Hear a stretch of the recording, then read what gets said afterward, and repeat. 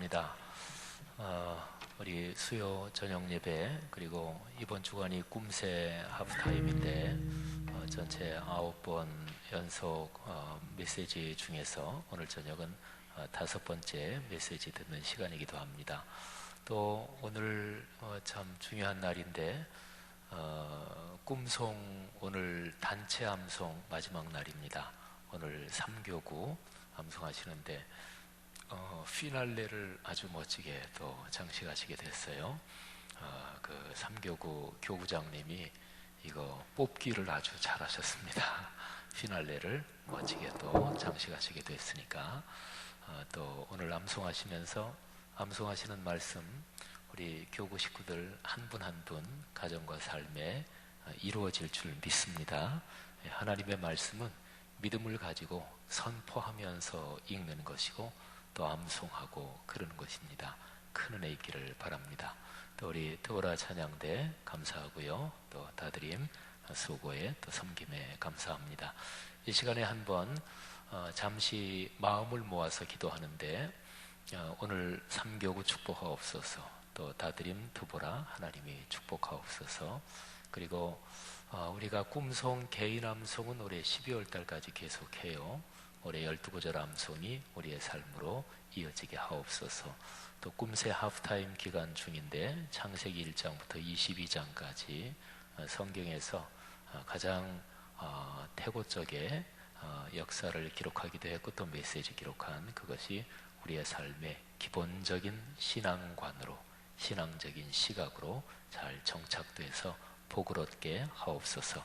우리 짤막하게 합심해서 잠깐 기도하고 제가 기도합니다. 다 같이 기도하죠. 하나님 아버지 은혜를 진심으로 감사합니다. 이 저녁 시간에 주님께서 우리를 주 앞으로 부르셨습니다. 진심으로 감사합니다. 오늘 특별히 꿈송 교구별 암송 마지막 시간입니다. 암송하는 3교구 축복해 주옵소서. 교구 목회자, 교구장 장로님들 또 교구 총무님, 임원 모든 구역 지도자들 하나님이 축복해 주옵소서. 하나님 간절히 기도합니다. 오늘 예배를 주께서 받아주시되 우리 꿈새 하프타임 5번째 메시지 듣습니다. 하나님께서 우리에게 말씀을 듣는 귀를 주시고 그 말씀이 삶으로 이어지도록 복을 주시기를 간절히 원합니다.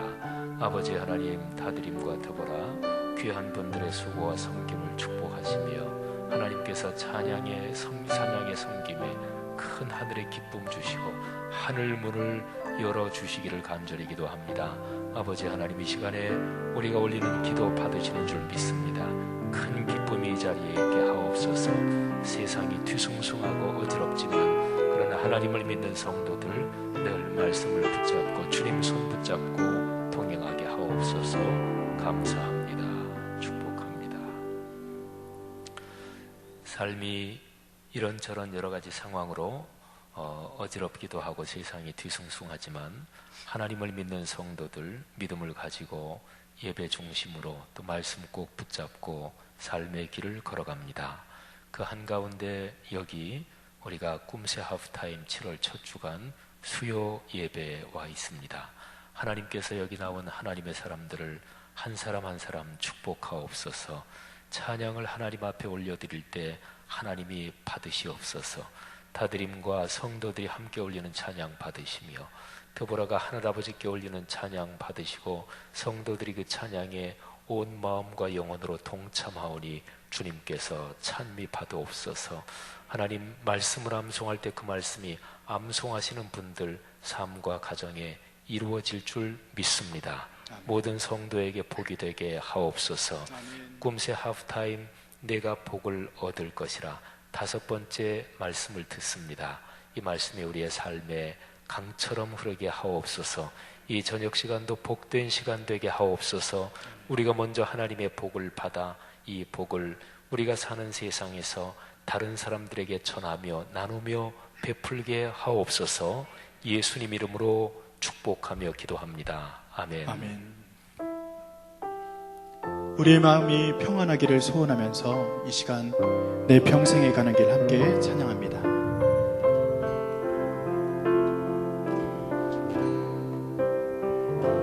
내 평생에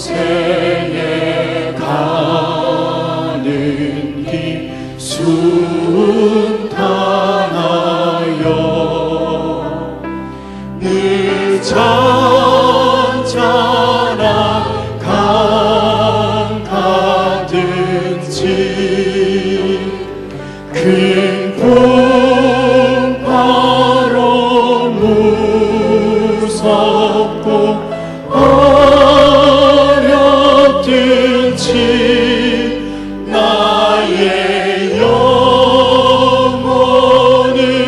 늘 평안하다.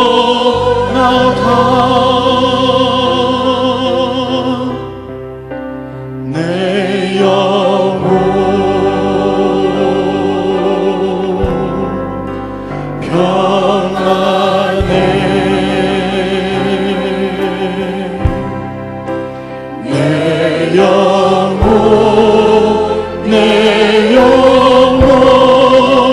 평안해. 저 막히는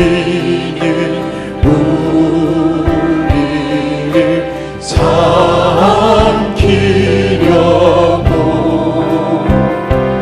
입 벌리고 달려와도 주 예수는 우리의 대장되니 끝내 싸워서 이기겠네.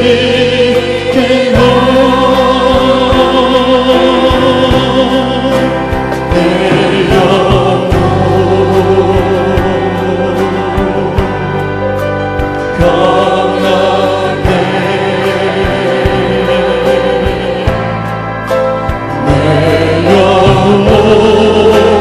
내 영혼 평안해.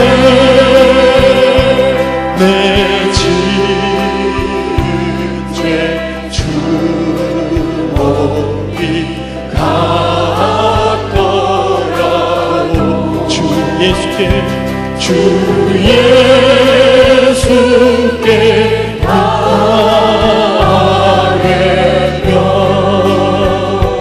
그 십자가 피로써 다시 세상 있는 보다 더 정하리라.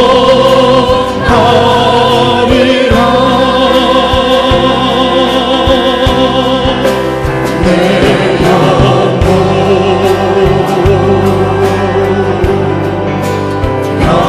평안해.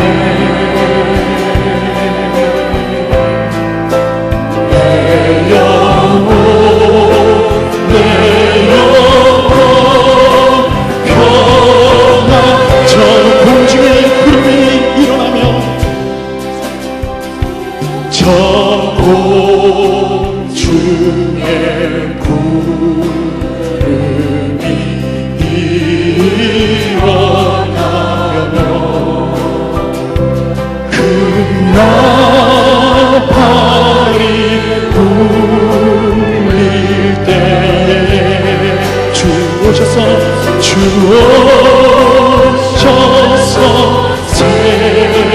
세상을 심판해도 나의 영혼은 거스리.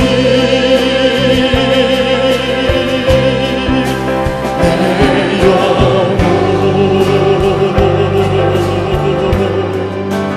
평안해.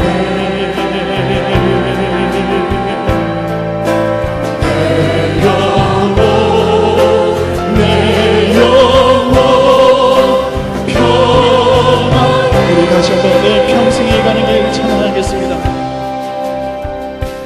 내 평생에 가는 길 순탄하여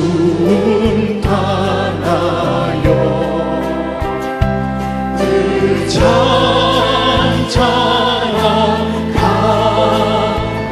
강같은지 그 꽃 바로 웃었고 어렵듯이 나의 영혼은 늘 편하다.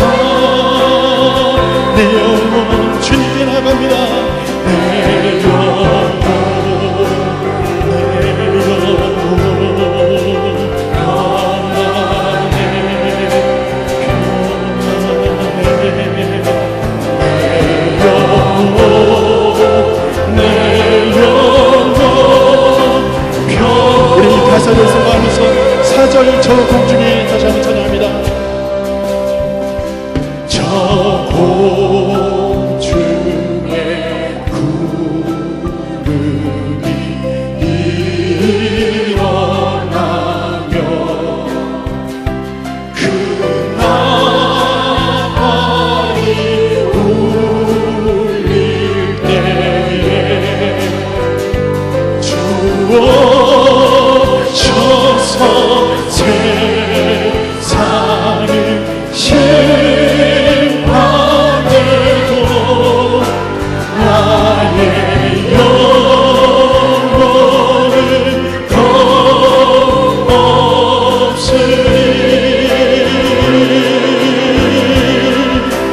내 영혼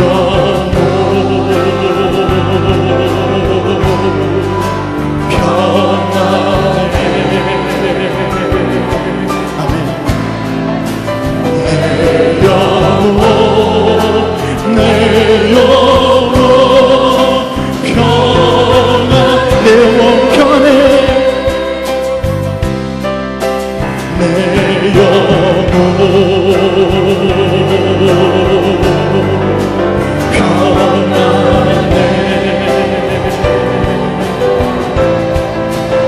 내 영혼 평안해.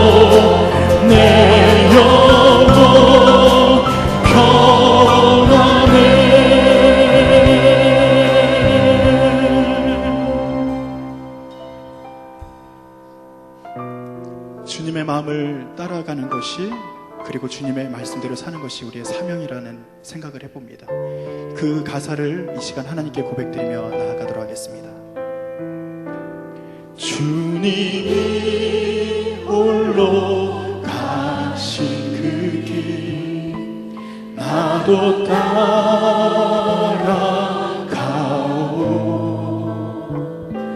모든 물과 피를 흘리신 그 길을 나도 가오. 험한 산도 나는 괜찮소. 바다 그치라도 나는 괜찮소. 죽어가는 저들을 위해 나를 버리기 바라오. 아버지 나를 보내주오. 나는 달려가겠소.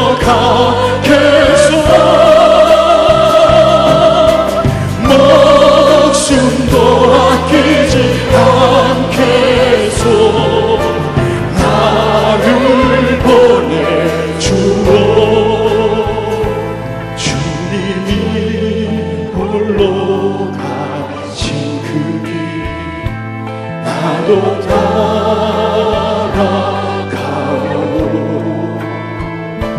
모든 물과 피를 흘리신 그 길을 나도 가오. 험한 산도 나는 괜찮소. 바다 끝이라도 나는 괜찮소. 죽어가는 저들을 위해 나를 버리기 바라오. 세상이 나를 미워해도, 세상이 나를 미워해도 나는 사랑하겠소.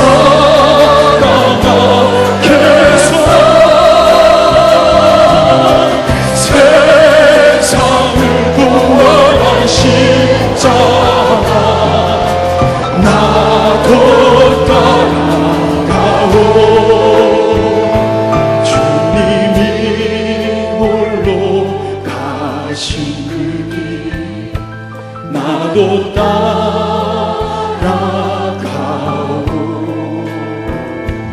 모든 물과 피를 흘리신 그 길을 나도 가오. 험한 산도 나는 괜찮소. 험한 산도 바다 끝이라도 나는 괜찮소. 죽어가는 저들 위해 나를 버리길 바라오. 생명을 버리면서까지 나를 사랑하 다시 이 작은 나를 받아주오. 나도 사랑 아버지 나를 보내주오.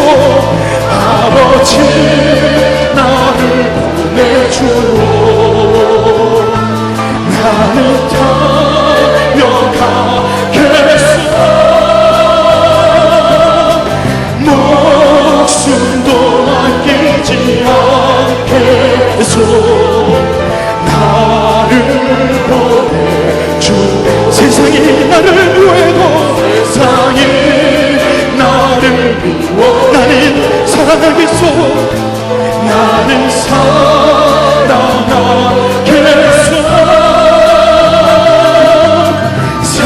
세상을 구원한 십자가 나도 따라 생명을 버리면서까지 생명을 버리면서까지 나를 사랑하다시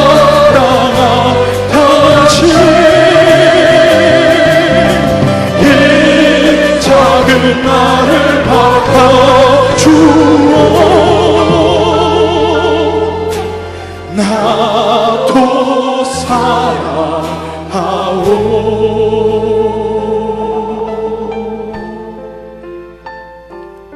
아버지 하나님의 귀한 길을 우리가 따라가길 원합니다.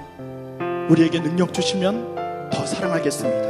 능력 주시면 말씀을 들고 복음을 들고 우리가 찾아가겠습니다. 아버지 하나님 그 복을 우리에게 부어주시옵소서.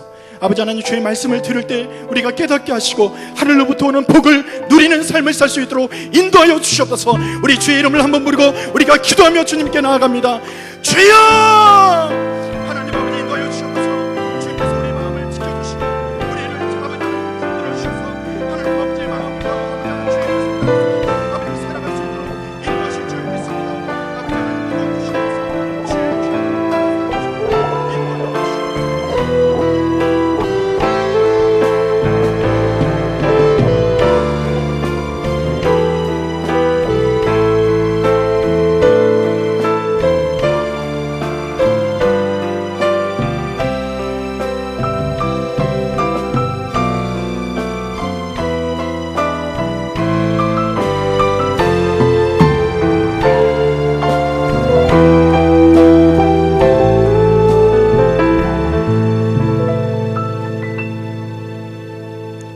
찬양과 영광을 받으시기에 합당하신 여호와 아버지 하나님 은혜를 감사드립니다. 부족하고 연약한 죄인을 주님께 나와 예배드리게 하심을 감사드리오며 희년후 금세 기간 중에 맞이하는 수요 예배에서 우리가 말씀을 듣고 은혜 받게 하여 주시고 또한 오늘 3교구의 말씀 암송으로 모든 교구가 다 암송을 끝내지만 우리가 지속적으로 말씀에 의지하여 살아가는 아름다운 말씀 삶 공동체이게 하시옵소서. 꿈새를 통하여 은혜 받고 어려운 질병으로 고통받는 환우들을 위해 우리가 금식과 기도로 돕고자 합니다. 하나님, 우리가 하는 것이 아니라 아버지의 인도하심으로 이 일에 모두가 동참하게 하셔서 말씀과 복음으로 아버지의 나라와 지경이 넓혀지게 하옵소서. 우리를 도구로 사용하여 주시옵소서. 지금 나라가 메르스로 인해 불안과 공포 속에 있는데 아버지 하나님께서 막아주시어서 이제는 멈춰지게 하시옵소서. 더 이상 메르스 환자가 발생되지 아니하고 오히려 치료되어지는 은혜를 주시옵소서. 우리 그리스도인들이 더욱 하나님께 간절히 기도함으로 물러가게 하여 주시옵시고 불쌍히 여기시고 긍휼히 여기시사 이 민족을 돌아봐 주시옵소서. 하나님, 이제 시작되는 여름 사역을 축복하여 주시다 해외 단기 선교팀들에게 은총을 베풀어 주시옵시고 건강하게 잘 다녀올게 하여 주시고 현지에서 더 큰 은혜를 받고 경험하며 감사하게 하여 주시옵소서.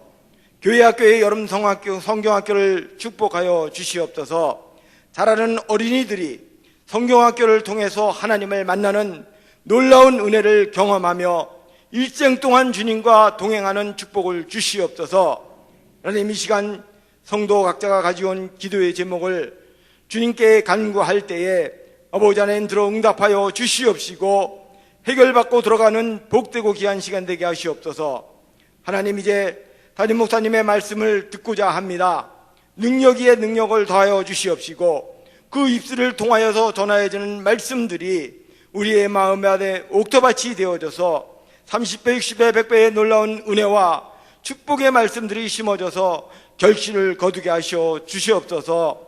하나님, 다드림 찬양단과 드보레 찬양대를 축복하여 주시어서 저들의 수고가 삶에서 축복받는 은혜를 주시옵시고 우리가 모두가 같은 마음으로 주님께 올려드리지는 아름다운 시간 되게 하여 주시옵소서. 살아계신 우리 주 예수 그리스도의 이름으로 감사하며 기도드리옵나이다. 아멘.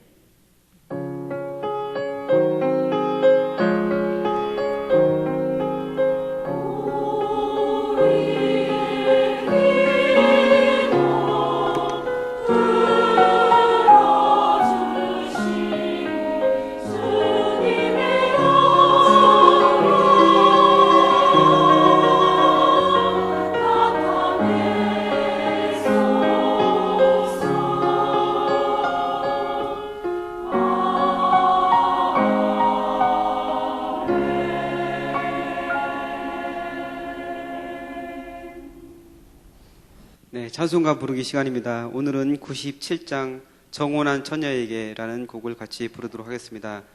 지난 시간까지는 우리가 예수 그리스도라는 주제를 가지고 같이 찬양을 했는데 오늘부터 이제 계속되는 주제는 구주 강림, 주로 이제 대림절 기간에 부르는 찬양입니다. 대림절은 예수님 탄생하신 성탄절 전 4주 동안을 지키는데 그 기간 중에 주님의 다시 오심을 사모하며 또한 주님의 성탄을 준비하는 그런 기간으로 보내고 있습니다. 오늘 정혼한 처녀에게 이 내용은 가브리엘 천사가 마리아에게 나타나서 아기 예수를 낳게 될 것이다. 그 내용을 전해주는 그런 그 장면을 찬양으로 만든 겁니다. 그동안에 이제 카톨릭이라든 이런 곳에서는 마리아와 연관된 그런 찬양들이 많이 있었는데 이번에 처음으로 21세기 찬송가를 개편하면서 이 찬양 구주 탄생 수태고지에 관한 그런 내용의 찬양이 들어갔다고 합니다. 이 곡을 작사한 분은 루터대학 교수인 그라시아 그란달 교수, 그리고 작곡은 루터교 목사인 러스티 에드워즈가 작곡을 했습니다.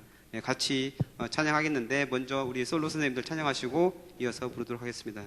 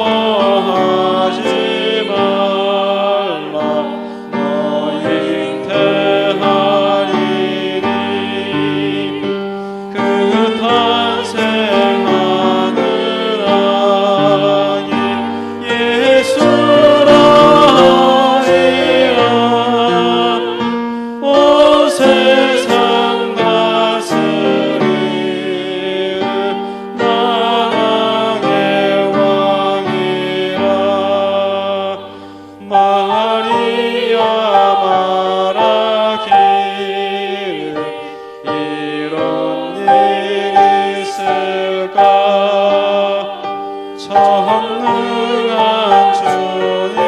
주님께서 너 함께 하시며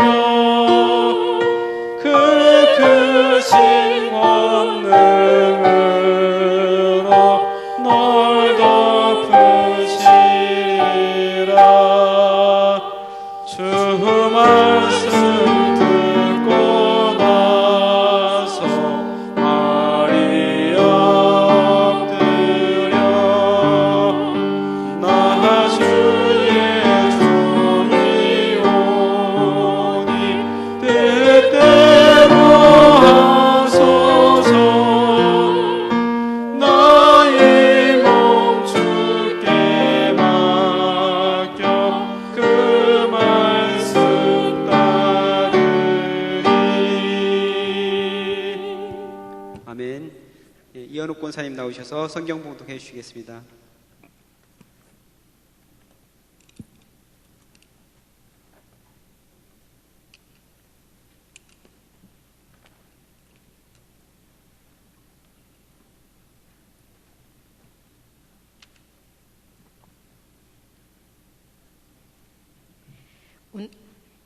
오늘 주시는 말씀은 창세기 11장 1절에서 9절 말씀입니다. 창세기 11장 1절에서 9절 말씀, 페이지 수로 12페이지입니다.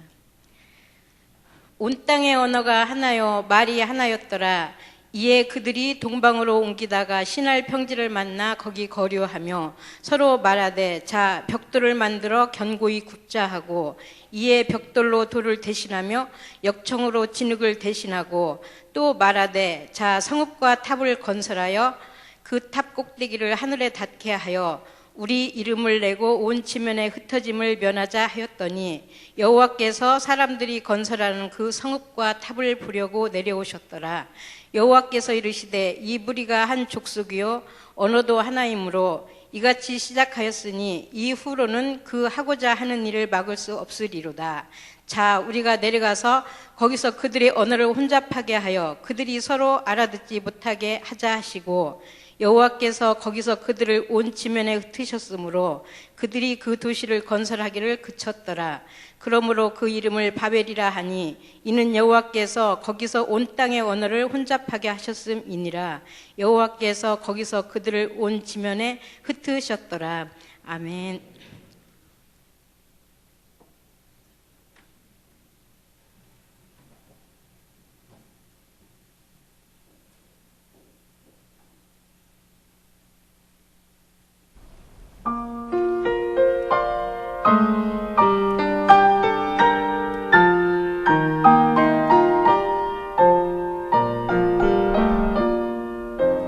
주의 경외함으로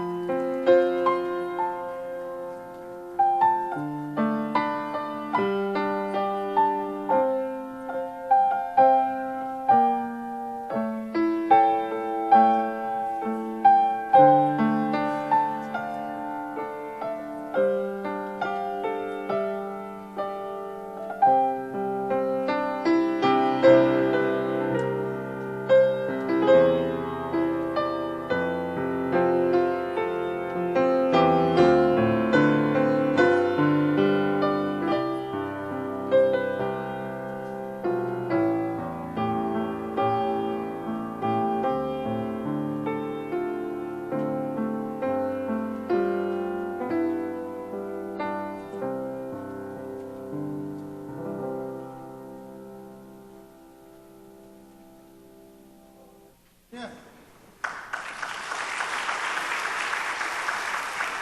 비전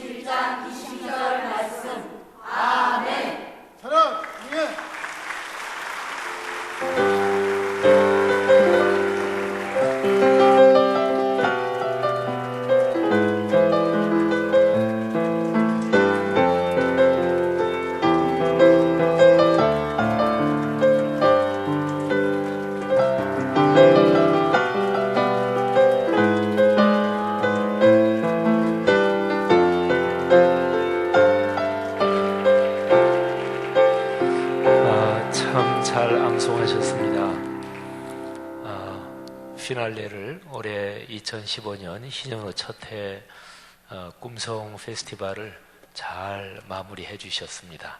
잘하셨습니다. 암송하신 말씀 여러분의 인생길에 이루어질 줄로 믿습니다. 또 드보라 찬양대 찬양 참 은혜로웠습니다. 찬양도 잘하셨고 오늘 찬양 가사가 너무너무 좋습니다. 참 은혜 받았습니다. 더 찬양 가사가 우리 더불어 찬양대 여러분들의 삶에 축복으로 이루어질 줄 믿습니다. 성경 암송이 참 중요합니다. 요즘은 성경책을 이렇게 다 갖고 다니잖아요.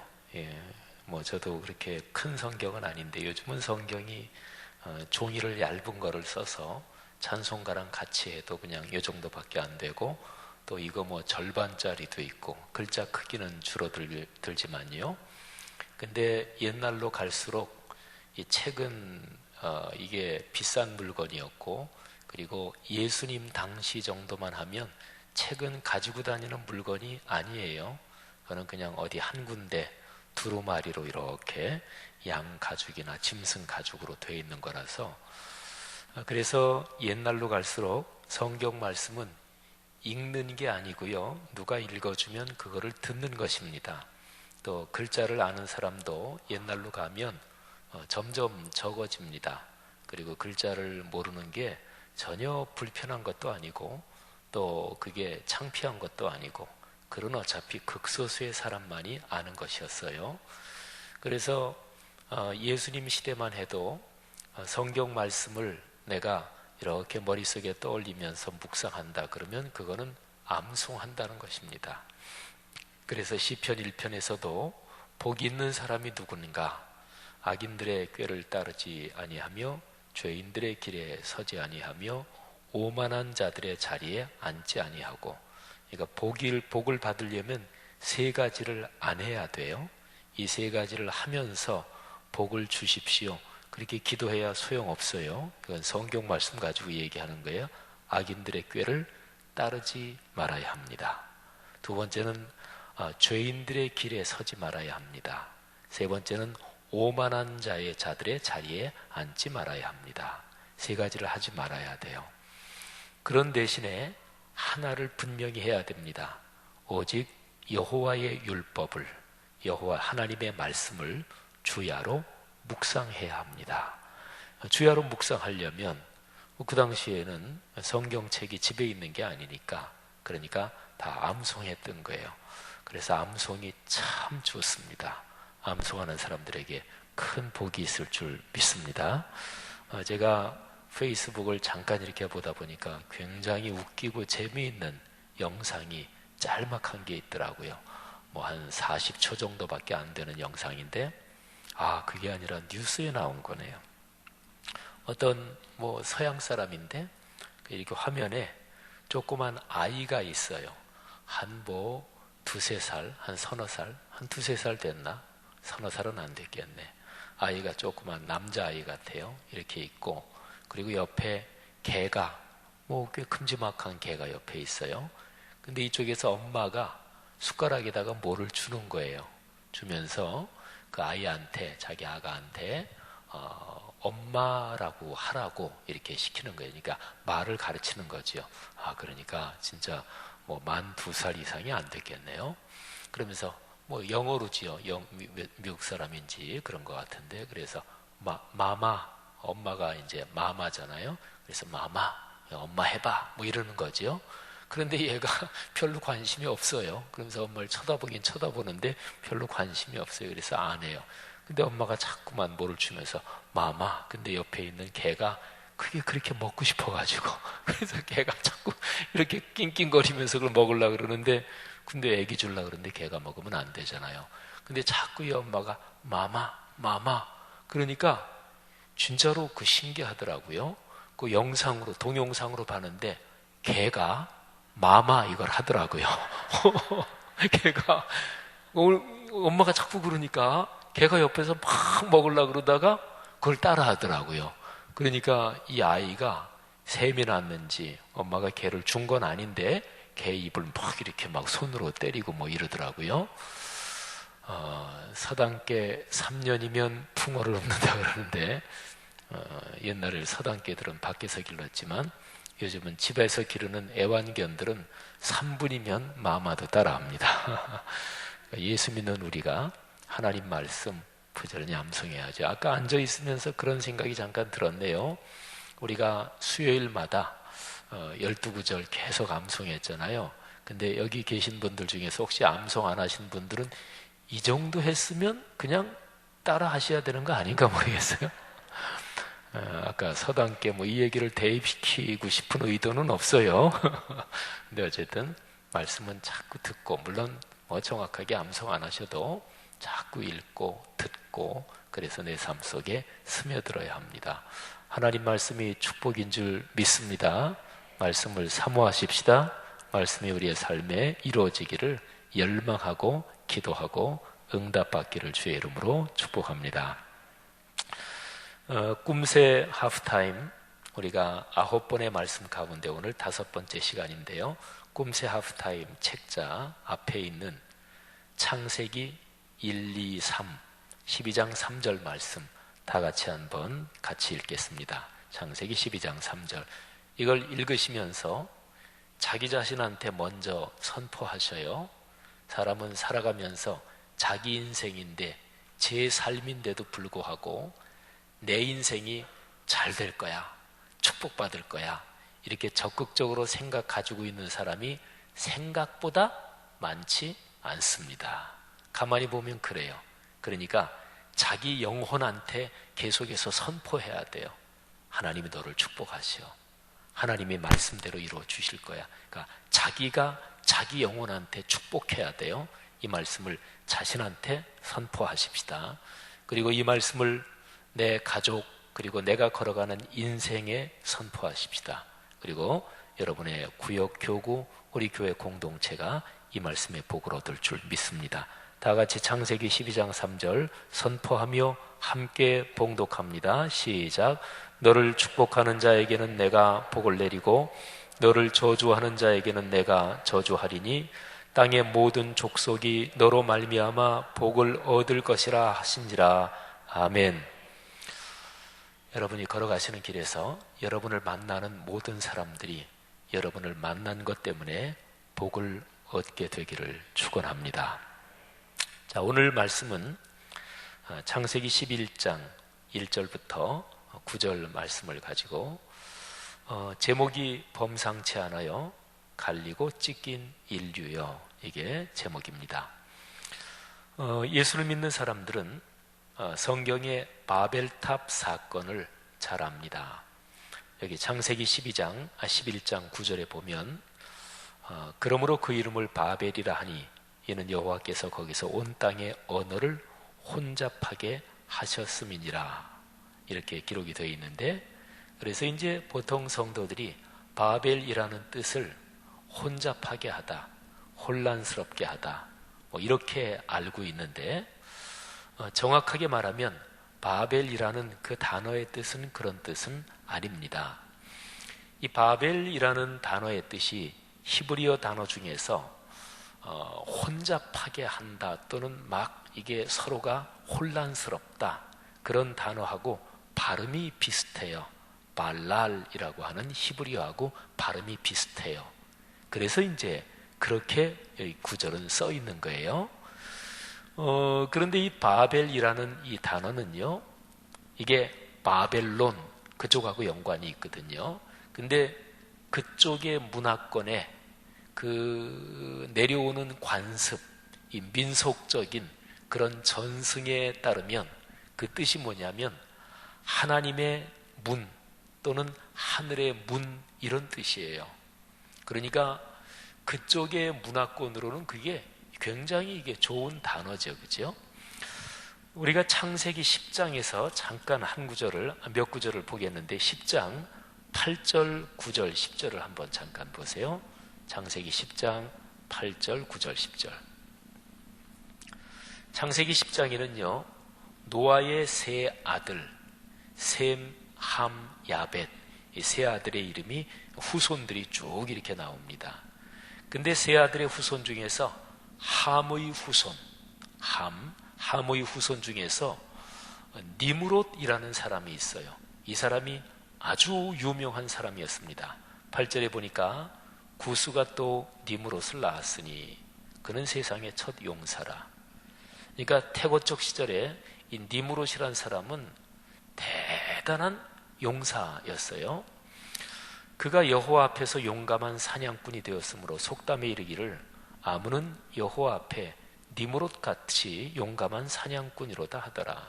그러니까 활을 잘 쏘고 짐승을 잘 잡는 사냥꾼 중에서 아주 유명했고, 그래서 누가 아주 사냥꾼으로 탁월하면 아유 니므롯 같은 사람이네, 이런 얘기가 그 역사에 쭉 내려왔다, 이제 그런 얘기죠. 그런데 니므롯이 그 정도 사람 정도가 아니고요. 10절에 보면 그의 나라는 신할 땅의 바벨과 에렉과 아갓과 갈레에서부터 시작되었으며, 그의 나라 그랬죠. 그러니까 니므롯은 한 나라를 건설한 대단한 지도자였다, 이런 거죠. 근데 여기에 보면 니므롯의 나라가 있던 땅이 신할 땅의 바벨 이렇게 나오죠. 그래서 이제 성경학자들은 다시 11장으로 넘어가면 이 바벨 탑이 있었던 장소, 그건 아까 조금 전에 읽은 10장에서도 니므롯의 나라가 있던 땅, 바로 거기에 신할 땅. 근데 바로 그 신할 땅에서 엄청난 도시를 건설하고 탑을 쌓아 올렸는데 그게 바로 니므롯의 나라였을 것이다, 이렇게 보는 거죠. 그러니까 그쪽 신할 평지에 있었던 이 니므롯의 나라, 거기에서 그렇게 엄청난 도시를 건설하고 탑을 쌓아 올렸으니까 그 나라 사람들한테는 그게 굉장한 자부심이었을 거 아니겠어요? 그래서 바벨이라는 이름은 그쪽 나라 문화권에서는 그게 웃기는 이름, 안 좋은 이름이 아니에요. 하늘의 문이다. 바벨탑을 쌓아가지고 사람들이 탑 꼭대기를 하늘에 닿게 하자, 이런 것도 아까 우리 이현옥 권사님 읽어주셨는데 여기 나와 있잖아요, 그죠? 그러니까 그쪽 나라 그 뜻으로는 이게 하늘의 문이다 또는 신의 문이다, 이런 뜻입니다. 근데 이제 정확하게 이 단어 자체가 어떤 뜻이냐, 본디 뜻은 학자들이 그거는 정확하지 않다, 이렇게 얘기를 해요. 근데 이제 그쪽의 문화권, 그쪽에 쭉 옛날부터 전해져 내려오는 얘기, 이제 그런 거에 따르면 이런 뜻이라고 볼 수 있다, 그런 거죠. 그런데 보세요, 이런 대단한 문화권에서 이렇게 대단하게 표현한 이거를 성경에서는 말하자면 그거 아무것도 아니다, 별거 아니다, 하나님 앞에 범죄하는 거다, 이런 식으로 해서 혼잡하게 된 대표적인 상징으로 이렇게 얘기를 합니다. 영어 단어에 이 바벨하고 비슷한 단어가 있어요. 베블하고 이 B-A-B-B-L-E, 베블 하면 이게 막 영어 단어로 막 더듬거리다, 뭐 버벅거리다, 뭐 이런 뜻인데, 근데 이 베블이라는 영어 단어가 이 바벨에서 왔느냐, 그거는 아닙니다. 그냥 우연하게 이제 비슷한데요. 어쨌든 이 바벨이라는 단어는 성경의 역사에서는 이게 하나님 앞에 죄악이고, 그리고 하나님을 대적하는 이런 단어로 된 거죠. 자, 이 바벨이라는 이 바벨탑을 건설하는 이 사람들이 얼마나 대단한 사람들인가, 그거를 조금 더 얘기를 하죠. 자, 11장을 한번 보세요. 1절 2절에 보면 온 땅의 언어가 하나고 말도 하나였습니다. 그들이 동방으로 옮기다가 신할 평지를 만나 거기 머물게 됐습니다. 여기에 동방으로 옮기다가 그랬는데, 이거는 얼른 이 표현을 보면 동쪽으로 가다가 이런 표현으로 들리죠.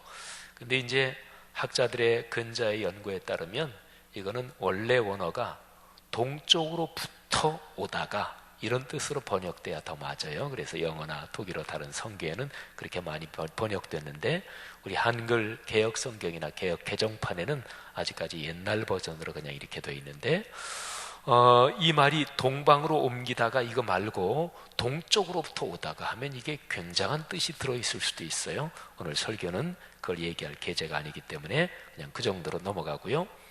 그 사람들이 바로 니므롯의 나라 신할 평지, 이제 거기에서 평지를 넓은 데를 만나게 됐습니다. 그래서 이제 거기 머물게 된 거죠. 근데 3절이 아주 표현으로 중요합니다. 이 사람들이 서로 말합니다. 자, 벽돌을 만들어 견고히 굽자. 그리고 벽돌로 돌을 대신하며 역청으로 진흙을 대신하고, 이게 이제 굉장히 중요한 것입니다.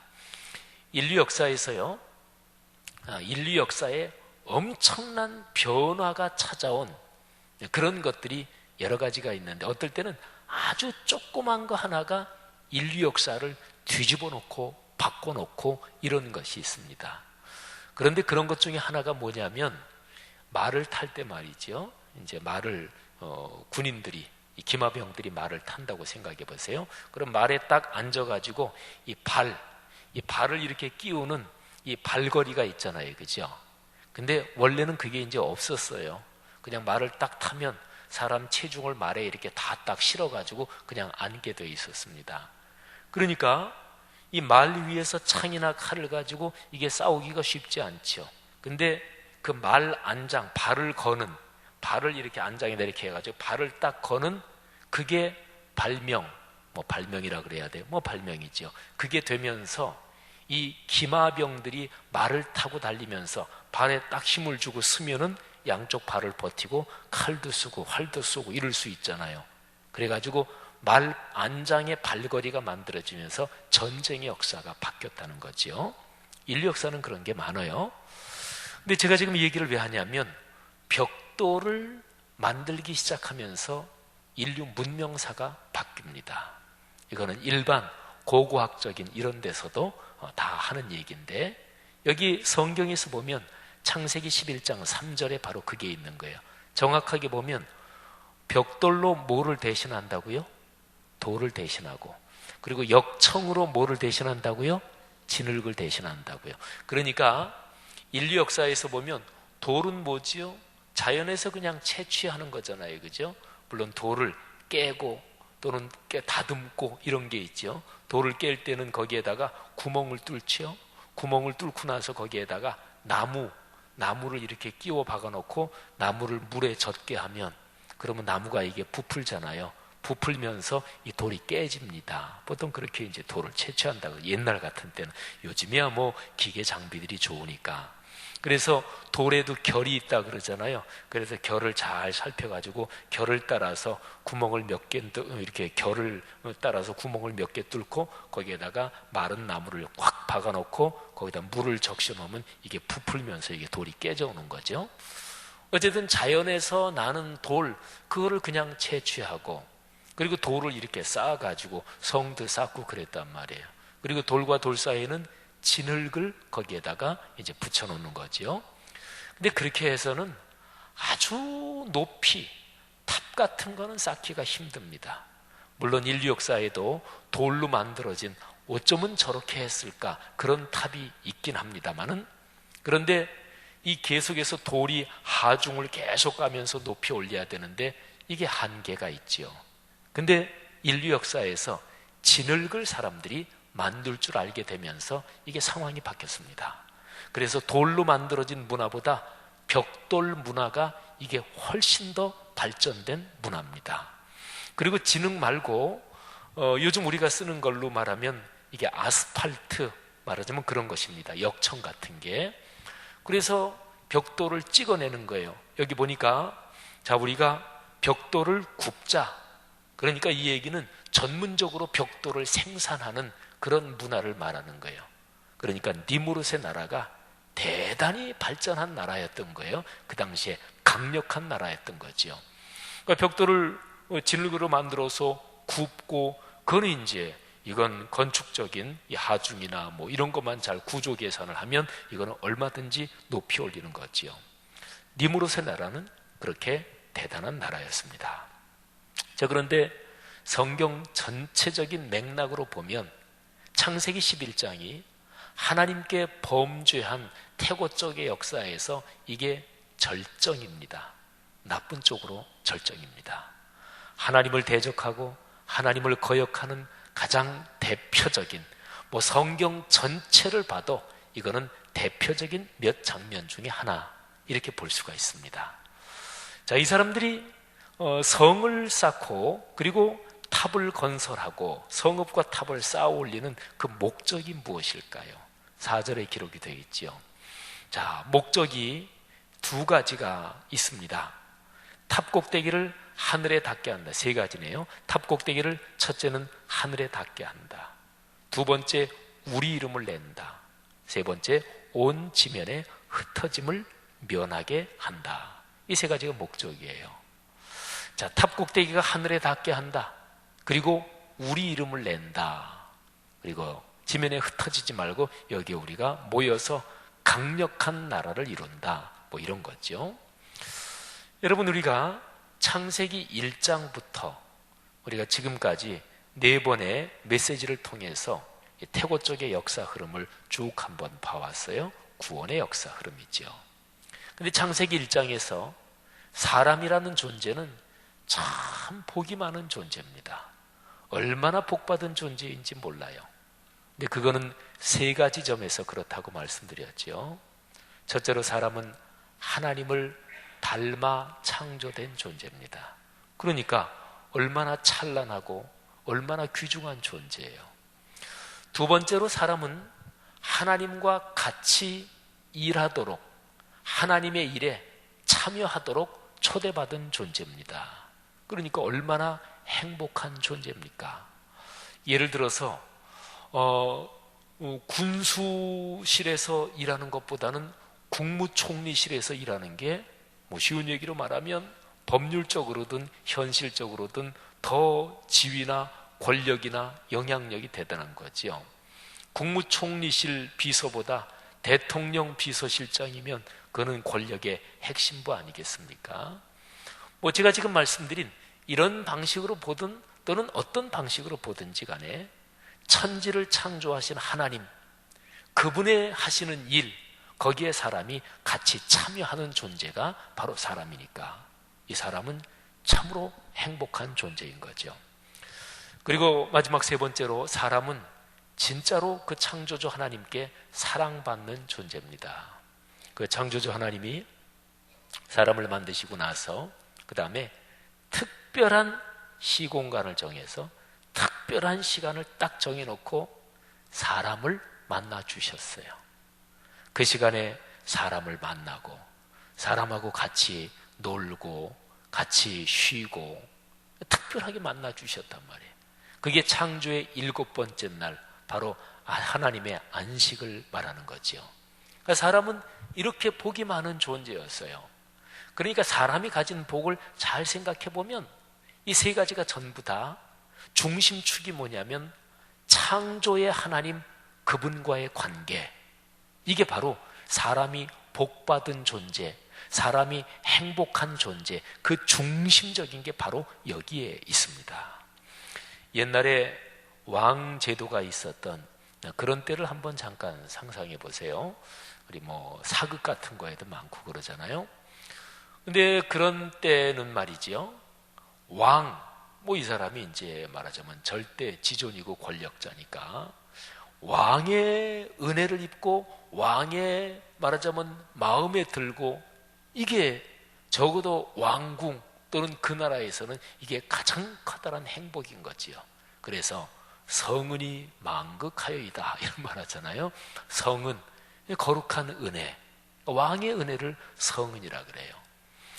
어느 나라나 어느 문화권이나 다 그런데요, 옛날에 왕 또는 절대 권력자가 있을 때 왕이나 절대 권력자, 거기하고 연관된 모든 것은 다른 거하고는 다 다릅니다. 쓰는 물건도 다르고 부르는 말도 다 다르고, 왕이 먹는 음식, 그거는 보통 사람이 먹는 음식 그렇게 부르지 않죠. 수라상이라고 그러고, 뭐 왕의 얼굴은 용안이라고 그러고, 뭐 전부 다 다릅니다. 왜? 그분은 절대 지존이고 가장 중요한 분이고 뭐 이런 거니까. 그러니까 행복이라는 것은 그분하고 연관되어 있는 게 행복입니다. 여러분, 창조의 하나님이 만드신 이 세상에서 창조주 하나님과 가깝다, 그분하고 연결된다, 그게 행복인 거예요. 사람의 행복은 바로 거기에 있었습니다. 자, 그러면 행복이 깨지는 것은 어떤 방향일까요? 간단하지요. 하나님과 멀어지는 거예요. 하나님과 엇나가는 거예요. 하나님에게서 수틀려지는 거예요. 쉬운 얘기로 하나님하고 대적하게 되는 게, 이게 바로 사람이 창조 시에 가졌던 그 복이 깨져가는 과정입니다. 여러분, 그 깨져가는 과정이 성경에 쭉 하고 기록이 되어 있는데, 아담과 하와가 범죄하지요. 범죄는 하나님의 말씀에 의심하고 그리고 하나님의 말씀을 어기는 일이었습니다. 그리고 가인이 자기의 아우 아벨을 쳐 죽이잖아요.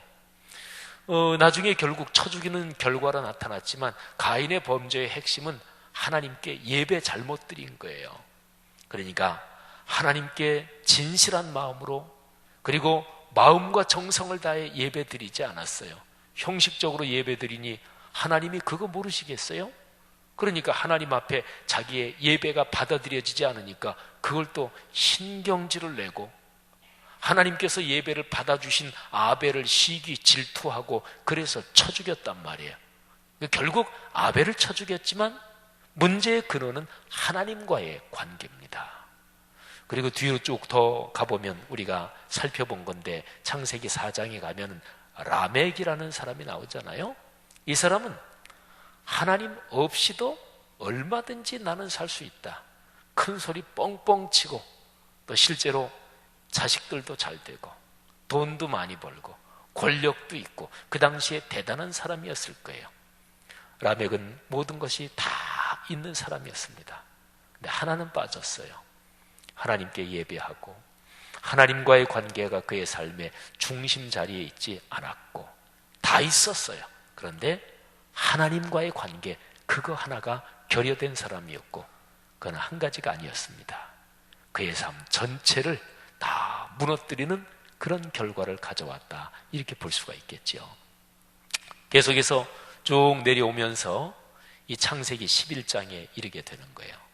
근데 여기서 보면 창세기 11장에서 높이 탑을 쌓는 사람들, 이 사람들의 명확한 의도, 목적, 그리고 이 사람들이 도시 와서 그리고 성을 건설하고 탑을 높이 쌓아 올리는 그 근원적인 방향이 아주 명백하게 나오잖아요. 창세기 11장 4절, 탑 꼭대기를 하늘에 닿게 하자. 바벨이라는 뜻이 원래 하늘의 문, 신의 문, 이런 뜻이라 그러잖아요. 하늘에 닿게 하고, 그리고서 그 하나님께 또는 그 신께 영광을 돌린다, 이게 아니고 우리 이름을 하늘 제일 높은 곳 거기에다가 우리 이름을 걸자, 우리 이름을 내자, 이런 것이었습니다. 여러분, 사람이 교만해지고 그리고 점점 더 악해지기 시작하면 필시 하나님을 옆으로 치워버립니다. 그러니까 자기가 하나님이 되려고 그래요. 이게 이제 인간 타락의 맨 마지막 장면입니다.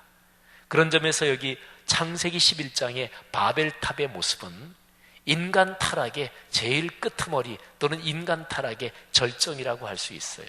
그래서 성경 전체에서는 창세기 1장부터 11장까지가 한 덩어리고요. 그리고 12장까지는 인간 타락의 바벨탑 사건으로 아주 극한 상황까지 이르렀는데, 그래서 하나님께서 근본적인 계획을 세우시는 거예요. 한 사람 아브라함을 부르셔요. 근데 아브라함, 이 사람을 통해서 예수 그리스도에게까지 이어지는 인류 구원의 근본적인 프로젝트를 바벨탑 사건 바로 다음에 시작하는 거예요. 성도 여러분, 우리가 여기에서 받아야 될 아주 중요한 교훈이 있습니다. 신앙생활하면서 우리가 많이 듣던 얘기예요. 그리스도인에게 닥치는 어려움에는 두 가지가 있습니다. 위험이라 그래도 좋고요. 첫째는 역경의 어려움이 있습니다. 역경은 내 삶이 힘들어지는 걸 말하지요. 경제적으로 힘들어지든, 자녀들이 속을 썩이든, 내 몸에 병이 걸리든, 또는 인간관계가 복잡해지든, 어쨌든 어느 뭐로든지 간에 역경은 힘든 거지요. 역경의 어려움, 역경의 고난이 있습니다. 그런데 또 하나가 있습니다. 그건 순경의 고난입니다. 내 삶에서 모든 일이 잘 풀리고, 요즘 왜 이렇게 내 생활에 여러 가지 문제가 잘 풀리고 아주 좋은지 모르겠다. 근데 순경, 모든 일이 잘 풀릴 때 그때 사람은 교만해지는 거예요. 그러니까 역경을 통해서든 순경을 통해서든 사탄은 사람을 망가뜨리고 그리스도인을 넘어뜨립니다.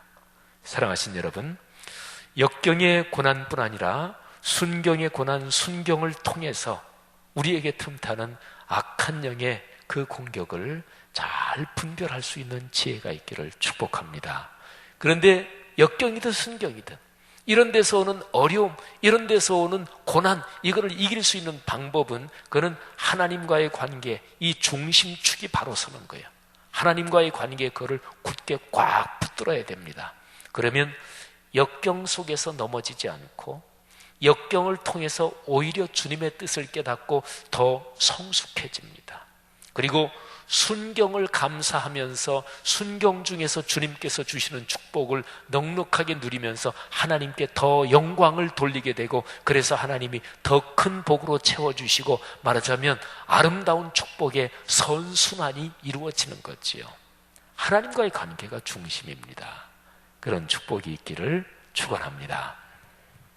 바벨탑을 쌓는 사람들이 가진 세 가지 목표: 첫째, 탑 꼭대기를 하늘에 닿게 한다. 두 번째, 우리 이름을 낸다.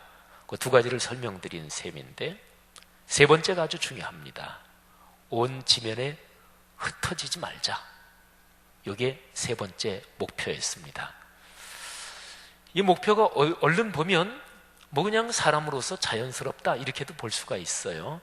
근데 창세기 1장부터 쭉 내려오는 하나님의 명령, 가장 근본적인 명령이에요. 오늘날까지도 적용되는 가장 근원적인 명령, 그리고 사람이라는 존재가 창조될 때 그때 사람이란 존재에 하나님께서 걸어놓으신 이 근원적인 명령하고 이 창세기 11장 4절에 세 번째 목표가 정면으로 충돌합니다. 세 번째 목표, 우리 지면에 흩어지지 말자, 세상에 흩어지지 말자, 이것이었거든요. 근데 하나님이 사람을 제일 처음 창조하실 때 사람을 만드시고 나서 사람을 축복하시면서 이렇게 축복하십니다. 창세기 1장 28절 제가 한번 읽겠습니다. 하나님이 그들에게 복을 주시며 하나님이 그들에게 이르시되, 그러니까 창조, 사람을 만드시고 나서 남자와 여자로 만드시고 그 다음에 바로 복 주시고 그들에게 말씀하십니다. 생육하고 번성하여 땅에 충만하라. 생육하고 번성하여 땅에 충만하라. 이거는 성경 전체를 꿰뚫고 흐르는 하나님의 가장 기본적인 명령입니다.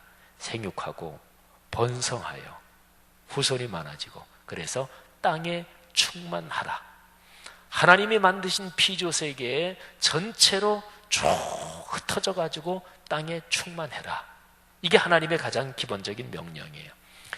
창세기 1장 28절에서 하나님이 사람을 만드시고 나서 바로 얘기하신 거, 생육하고 번성하여 땅에 충만하라. 이거는 말이죠, 음악으로 말하면 교향곡이든 아니면 뭐 그렇게 길지 않은 음악이든 주선율이 있잖아요. 메인 테마가 있잖아요. 그런 것처럼 창세기 1장 28절에 생육하고 번성하여 땅에 충만하라, 이거는 창세기 전체를 꿰뚫고 흐르는 메인 테마 주선율이에요. 한번 볼까요? 사람이 범죄하는데 하나님이 홍수로 세상을 쓸어버리시잖아요. 근데 홍수가 다 끝났어요. 그리고 이제 노아의 방주 거기에서 8명의 가족이 밖으로 나오지요. 홍수가 끝나고 그들이 밖으로 나온 다음에 하나님께서 노아를 비롯한 8명의 가족들한테 다음과 같이 말씀하십니다. 9장 1절이에요. 하나님이 노아와 그 아들들에게 복을 주시며 그들에게 이르시되 생육하고 번성하여 땅에 충만하라. 그러니까 사람을 창조하시고 제일 먼저 하신 그 말씀, 그게 여기서 다시 반복됩니다. 그 다음에 9장 7절로 내려가면 또 이게 나와요. 너희는 생육하고 번성하며 땅에 가득하여 그 중에서 번성하라 하셨더라. 그래서 노아의 홍수가 끝나고 인류 역사의 새로운 국면이 시작되면서 창세기 9장 1절부터 여기 7절 말씀까지 제일 앞에 하고 제일 뒤에 생육하고 번성하여 땅에 충만하라, 여기 제일 앞하고 뒤에 나오는 요 문장 덩어리가 노아의 홍수 후에 인류가 새로운 국면으로 넘어가면서 하나님이 다시 한번 처음 사람을 창조하실 때처럼 그렇게 복을 주시는 거예요. 자, 창세기 12장, 이번에 우리가 꿈새 하프타임의 주제 성경 구절인 2절, 창세기 12장 3절인데요. 12장 1절, 2절, 3절 보면 하나님이 사람을 창조하시고 그리고 사람을 축복하시고 사람에게 주신 사람의 존재 방식, 사람의 삶의 방식이 이 유명한 창세기 12장 1절부터 3절에 또 나오는 거예요. 2절 말씀, 내가 너로 큰 민족을 이루고 네게 복을 주어 내 이름을 창대하게 하리니. 여러분 생각해 보세요. 이름이 창대해진다. 그 얘기는 그 사람의 이름이 널리 퍼진다. 그 사람의 후손이, 영향력이, 그 사람이 참 훌륭한 분이라는 것이 이게 널리 범위가 넓어진다. 이게 창대한 거잖아요. 그죠? 2절에 이미 그런 분위기가 나오는데, 그런데 3절 말씀에 아주 명확합니다.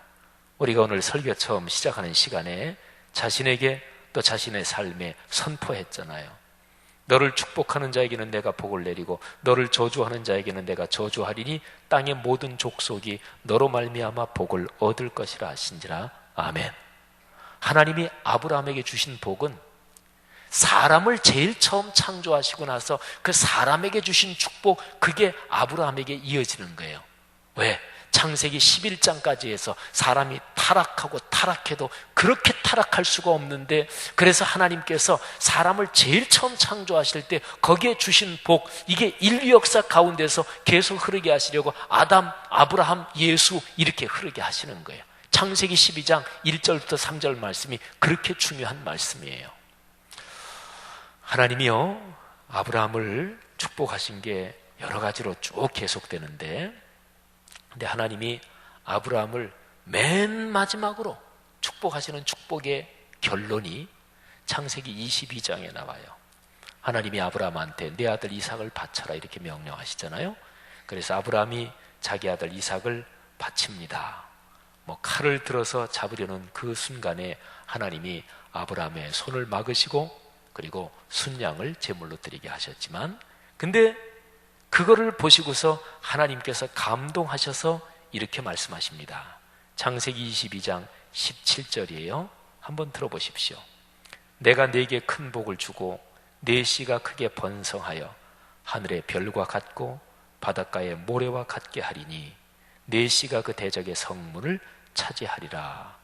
하늘의 별 같고 바다의 모래 같고 생육하고 번성하여 땅에 충만하라. 이거하고 같은 거죠. 그리고 18절 말씀에 또 네 씨로 말미암아 천하 만민이 복을 받으리니, 이거는 정확하게 하나님이 아브라함을 최초로 부르실 때 하신 창세기 12장 3절 말씀, 정확하게 그 얘기를 여기서 하신 거예요. 사랑하신 여러분, 어떤 하나님의 말씀이 나에게 은혜가 되잖아요, 감동이 되잖아요. 그러면 그 말씀을 일단은 붙잡아야 돼요. 그리고 그 말씀을 기억해야 돼요. 그리고 기도할 때 그 말씀을 붙잡고 계속 기도를 해야 돼요. 누구나 성도들이 그렇게 은혜 받은 말씀이 있을 거예요. 저 같은 경우는 창세기 49장 22절, 요셉은 무성한 가지라, 그 샘 곁에 무성한 가지라, 그 가지가 담을 넘었도다. 또는 빌립보서 4장 6, 7절, 아무것도 염려하지 말고 오직 모든 일에 기도와 간구로 너희 구할 것을 감사함으로 하나님께 아뢰라. 그리하면 모든 지각에 뛰어난 하나님의 평강이 그리스도 예수 안에서 너희 마음과 생각을 지키시리라. 아멘. 여러분 성도들마다 내 인생에 내가 그리스도인으로서 내게 은혜가 된 말씀이 있잖아요. 어떤 말씀 들었는데 잊어버렸다, 그러면 깊게 마음에 다가온 게 아니에요. 또는 하나님이 그 사람에게 말씀을 주셨는데 자기가 붙잡지 않은 거죠. 은혜가 된 말씀은 붙잡아야 돼요. 어디에서 돈이 생겼다, 돈 꼭 손에 쥐고 와야 되잖아요. 그죠? 그냥 내버리고 오면 안 되잖아요. 10,000원짜리 한 서너 장 있으면 꼭 쥐고 와야 되잖아요. 그죠? 동전이라도 동전 두고 돈인데 꼭 쥐고 와야지요. 근데 하나님의 말씀이 내 마음에 와닿는데 그걸 왜 안 줘요? 그게 10,000원짜리 몇 장 정도겠어요? 그게 50,000원짜리 몇 장 정도겠어요? 말씀이 내 삶에 이루어지는 게, 말씀이 설교 중에 또는 말씀 묵상 중에 어떤 경우라도 내 마음에 와닿으면 그걸 붙잡아야 돼요. 붙잡는다는 얘기는 그걸 기억하고, 또는 목회자가 집에 신방 와서 이 가정에 이 말씀을 드립니다, 그는 꼭 반드시 메모를 해놓고 줄 쳐놓고, 또는 컴퓨터로 뽑아서 싱크대에 붙여놓든지 냉장고에 붙여놓든지, 그리고 계속 반복을 해야 돼요.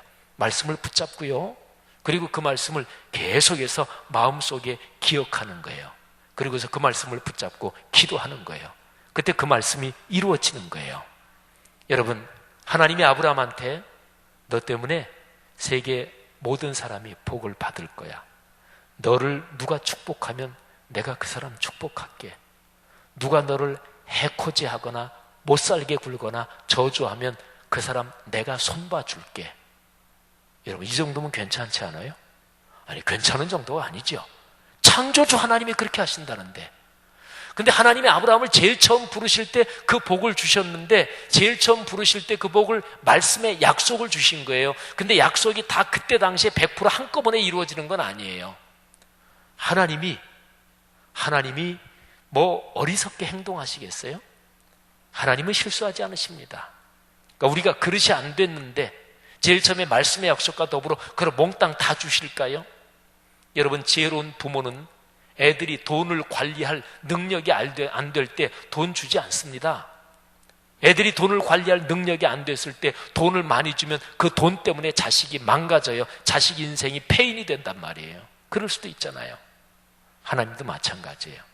보세요. 창세기 11장 마지막 부분 12장 거기에서 아브라함을 부르시면서 아브라함아, 너 인생 살면서 너 때문에 너를 만나는 사람들은 다 복을 받을 거야.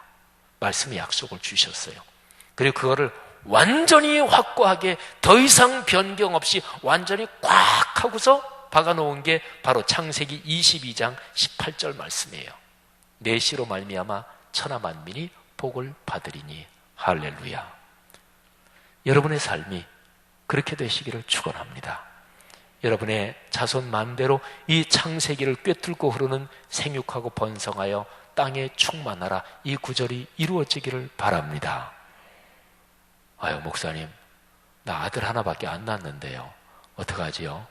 지금 또 낳을 때도 이제 벌써 지났고 자녀들을 위해서 기도하십시오. 물론 문화권에 따라서 요즘은 또 아이를 많이 낳을 수 있는 상황도 아니고 그렇지만 어쨌든 어떤 방식으로 하나님이 역사하실지 모르지만, 자, 그런데 하나 중요한 얘기를 더 할게요. 마태복음 28장, 우리가 다 아는 구절이에요. 마태복음 28장을 보면 예수 그리스도께서 하늘로 올라가시면서 맨 마지막으로 주신 명령, 이거를 가장 최고의 명령, 그래서 지상명령이라고 그래요. 땅 지자 윗상자, 땅 위에서의 지상 그런 뜻이 아니고 최고 지자, 이를 지자 최고 윗상자, 그래서 가장 최고의 명령, 그런 뜻으로 지상명령 그러는 거예요. 그게 마태복음 28장 18절부터 20절에 나와요. 그런데 거기에 19절 말씀에 이런 말씀이 있잖아요. 그러므로 너희는 가서 모든 민족을 제자로 삼아 아버지와 아들과 성령의 이름으로 세례를 베풀고. 아멘. 모든 민족, 땅 끝까지. 이게 여기 또 나오잖아요. 그러니까 구약성경 창세기 사람을 만드실 때 생육하고 번성하여 땅에 충만하라, 그리고 하나님의 형상을 닮은 인간으로서, 하나님과 더불어 동역하는 사람으로서, 하나님하고 특별하게 만나는 사람으로서, 사람은 원래 그렇게 사는 거다, 그게 복이다, 그거를 세상 땅 끝까지 모든 사람들이 그렇게 살도록 해라. 그게 이제 구약에서 나오는 생육하고 번성하여 땅에 충만하라, 그게 사람이 누리는 복이에요. 근데 그게 신약으로 오면 혈통을 넘어서, 구약은 이제 혈통으로 이어진다, 이런 느낌이 좀 많죠. 신약으로 오면서 혈통을 넘어서 예수 그리스도의 복음, 이거를 중심으로 땅 끝까지 퍼져나가는 거예요. 할렐루야. 사랑하신 여러분, 오늘 창세기 말씀을 묵상하면서 아주 중요한 구절, 창세기에서 하나, 신약에서 하나, 두 가지를 잠깐 비교하고 제 설교를 마치려고 합니다. 자, 오늘 11장 1절부터 9절을 우리가 묵상했는데, 9절을 한번 보세요. 하나님이 언어를 혼잡하게 하셨어요. 그래서 그들을 어떻게 하셨어요? 온 지면에 흩으셨더라. 그들은 흩어지지 않기를 바랬습니다. 뭐 예를 들어 적들이 쳐들어온다, 그래서 진다, 그럼 포로로 끌려가고 흩어지고 파괴될 거 아니겠어요? 그래서 성을 쌓은 거예요. 이 니무롯을 비롯한 이 바벨에 사는 사람, 신할 평지에 사는 사람은 인류 역사에서 위대한 도시의 건설자입니다. 그리고 문명이 발달한 사람들이었어요. 기술이 발전한 사람들이었어요. 최첨단 문명을 가지고 있는 사람들이었어요. 그들의 목적은 흩어지지 말자, 우리가 계속 모여서 강력해지자, 강대해지자. 어떤 누구도 우리를 대적하지 못하게 하자. 그런데 그들의 의도와 목적과는 정반대 방향으로 돼버리고 말았습니다. 하나님께서 그렇게 만드셨어요. 그들을 온 지면에 흩으셨어요. 갈리고 찢긴 채로 흩어졌어요. 오늘 설교 제목이 갈리고 찢긴 인류여. 갈리고 갈갈이 찢어진 채로 그들은 온 지면에 흩어져 버리고 말았습니다. 자, 신약 성경에서 제가 한 구절 읽는데 여러분 한번 다 같이 찾아봤으면 좋겠어요.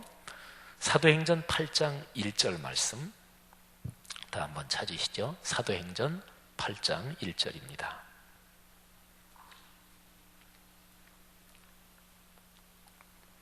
사도행전 8장 1절 다 같이 봉독하지요. 자, 시작. 그날에 예루살렘에 있는 교회에 큰 박해가 있어 사도 외에는 다 유대와 사마리아 모든 땅으로 흩어지니라. 아멘. 자, 창세기 11장 9절에도 흩어졌다. 그리고 여기 사도행전 8장 1절에도 흩어졌다. 이 두 군데에 공통점이 있습니다. 스스로 흩어진 게 아니에요. 외부의 압력으로 흩어질 수밖에 없었어요. 근데 바벨탑 사건에서 흩어진 거는 훨씬 더 비참하지요. 근데 이게 사도행전 8장 1절도 그만큼은 아니지만 사실은 흩어진 사람들로 보면 그들의 심정이 어려운 걸로 보면 만만치 않아요. 여기서는 뭐가 흩어졌어요? 예루살렘에 있는 교회 성도들이 흩어졌어요. 사도들 빼고는 거의 다 여러 곳으로 흩어지게 됐어요. 근데 여기 사도행전 8장, 7장까지 쭉 보면 예루살렘 교회는 계속해서 부쩍 성장했어요. 어떤 때는 몇천 명이 한꺼번에 예수도 믿었고 엄청나게 교회 규모가 커졌을 거예요. 근데 하나님이 그들을 흩어버리셨어요. 근데 이 사람들이 흩어져서 무엇을 했냐면 4절을 보세요. 조금 내려 4절에 4절 다 같이 한번 읽어볼까요? 시작. 그 흩어진 사람들이 두루 다니며 복음의 말씀을 전할세. 아멘. 그러니까 바벨탑 사건으로 흩어진 거하고 여기 사도행전에 흩어진 거하고 흩어진 거는 외부에 하나님이 사실은 흩으신 거지만은 흩어지고 나서 깨달은 거는 여기 사도행전에 나오는 예루살렘 교회 성도들은 깨달았어요. 그러니까 예루살렘 교회가 계속해서 모였는데 땅끝까지 가지를 않는 거예요. 하나님이 가만히 보니까 너희들 옛날에 바벨탑 쌓던 거하고 비슷하게 되겠다 그러다가 그래서 하나님이 스데반 집사님을 순교의 제물로 삼아서 예루살렘 교회를 흩으신 거예요. 근데 그래도 이 사람들은 깨달았어요. 거룩한 영으로 충만한 상태였기 때문에. 그래서 사실은 박해받아서 흩어진 거니까 흩어져서도 몸 조심해야 되잖아요. 근데 그게 아니고 흩어져서 두루 다니며 복음의 말씀을 전했습니다. 그리고 사도행전 전체에 나타난 예수 그리스도의 복음이 막 전파된 거는 스데반 집사님의 순교 때문에 8장 1절에 흩어졌다. 이게 결정적인 계기가 돼요. 이때 하나님이 쳐서 흩어버리지 않으셨다면 예루살렘 교회 자기는 계속 커졌을 거예요. 우리 교회도 대형 교회 중에 하나지요. 뭐 몇천 명이니까 대형 교회지요. 그래서 교계에서는 이제 큰 교회 목회자들은 또 큰 교회들이 나름대로 할 일이 있으니까 큰 교회 목회자들이 또 이렇게 모이는 모임들이 이런저런 모임들이 있어요. 근데 대형 교회 목회자들은 아무래도 교회는 계속해서 복음을 전해야 된다. 그거 당연하죠. 또 큰 교회는 큰 교회가 할 역할이 있다. 그거 당연하지요. 근데 교회가 어느 한 교회가 계속 커지고 그러는 게 성경적인가? 그러면 거기에서 성경에서 거기에 대한 어떤 모델이 있나? 성경에 어느 한 지역에 있는 어느 한 교회가 계속 거기에 사람들이 모여서 막 커지는 게 성경에 어떤 그런 샘플이 있나? 사도행전을 보면 계속해서 믿는 사람 숫자가 더했다, 늘어났다, 계속해서 신자가 늘어나요. 사도행전에 그게 있는 건 맞아요. 근데 사도행전에서는요, 믿는 사람이 늘어났다, 그래가지고 계속해서 가요, 나가요.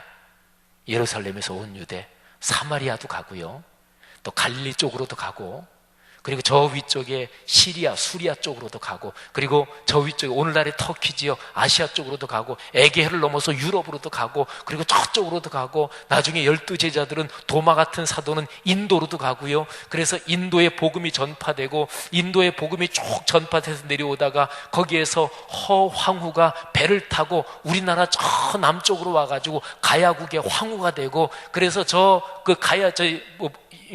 부산 쪽에 가보면 거기에 도마상이라고 하는 상이 있어요.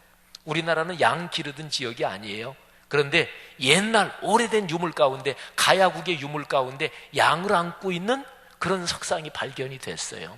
그래서 그 옛날 인도에서 이렇게 복음이 우리나라에 전해졌다. 그래서 가야가 기독교 왕국이라는 거예요.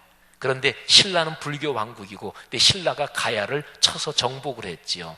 그래서 여러분 저쪽에 부산 쪽에 거기 가면은요, 거기에 그 동네 말이죠, 거기에 물고기 2마리, 그게 그 동네의 상징이에요. 그 길거리 그런데 다 그게 있어요. 그게 오병이요, 그거란 얘기예요. 사랑하신 여러분, 한 교회가 계속 그 교회 사람의 숫자가 점점 많아진다, 그런 모델이 성경에 있을까요? 사도행전을 얘기하는데 사도행전에도 그런 모델이 없어요. 숫자가 많아지면 자꾸 갔어요. 오늘날 사회 구조 때문에 메가처치가 계속 진행이 될 거예요. 사회 구조가 그래요. 쇼핑몰도 엄청나게 큰 게 들어오잖아요. 또 가구 이런 거 파는 이케아도 저 그냥 엄청나게 세계적인 거대 기업이 들어와서 이케아 때문에 중소 가구상들은 막 안 되고 그러잖아요. 코스코 이거는 얼마나 그냥 엄청나게 커요. 현대 사회 구조상 교회도 메가처치가 계속해서 존재할 거예요. 우리 교회도 계속해서 아마 서서히 신자들이 늘고 그러겠지요. 그런데 하나 중요한 게 있습니다. 가지 않으면 그건 비성경적입니다. 가야 돼요. 그 얘기는 뭐냐면 선교해야 돼요. 우리 교회가 교회 짓고 나서, 저는 교회 짓기 전부터 그런 얘기했어요. 은행에서 빌려서 교회 짓습니다. 돈 빌려서 우리 헌금도 하지만, 근데 교회 다 짓고 나서 은행에 빚 갚아야 되니까 빚 다 갚기 전에는 선교 못합니다, 이런 얘기 제발 하지 말라고 계속 얘기를 했는데 결국은 그렇게 됐어요. 그래서 한 3년 전에 우리 당회에서 논의하고 또 사무총회까지 통과돼서 그럼 빚부터 갚자, 그래서 지금 딱 계획 세워가지고 계획대로 원만하게 진행되고 있어요. 2019년까지는 빚 이제 아마 다 갚을 거예요. 그러면 어쨌든 기왕 그렇게 정책적으로 결정됐으니까 그렇게 지금 진행하고 있지만, 그런데 중요한 게 있어요. 우리의 마음속에서 땅끝까지 가야 된다. 가지 않을 거면 보내야 된다. 이거 안 하면 성경적인 교회가 아니에요. 교인 숫자가 많으면 그 교회가 대단한 교회라고요? 제가 전공이 교회사입니다. 2000년 교회 역사에서 가장 타락한 교회는 언제나 숫자가 많았어요. 사랑하신 여러분, 우리 교회 성도들은 꼭 기억하십시다. 말씀 삼운동, 온 세계 선교, 늘 선교를 위해서 기도하십시다. 올여름에도 중국 선교부, 일본 선교부, 또 의료 선교부는 인도네시아 가잖아요. 청년들이 이제 다음 주간에 이스라엘에 우리 성지 순례 가요. 젊은이들이 거기에 가서 성지를 호흡하는 것 참으로 중요합니다. 사랑하시는 여러분, 가야 되는 거예요. 그래서 전 세계를 품고, 지금 우리 교회에 7개의 해외 선교부가, 우선 7개는 부서까지 조직이 됐잖아요. 앞으로 이제 5개 더 하면 12개 다 되면은 전 세계 지구 전 표면을 다 포함합니다. 그리고 아직 안 된 5개도 지금 교구에서는 다 기도 제목으로 가지고 있잖아요. 여러분, 이거 위해서 기도해야 돼요. 여러분의 가정 가문이 복받기를 원하십니까? 선교에 대해서 기도하고 계셔요?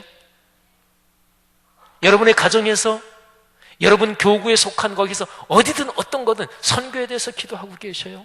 기도 안 하고서 하나님 복 주십시오, 다 그렇다고 단정할 수는 없지만 되게 미신적인 기도가 되는 거예요.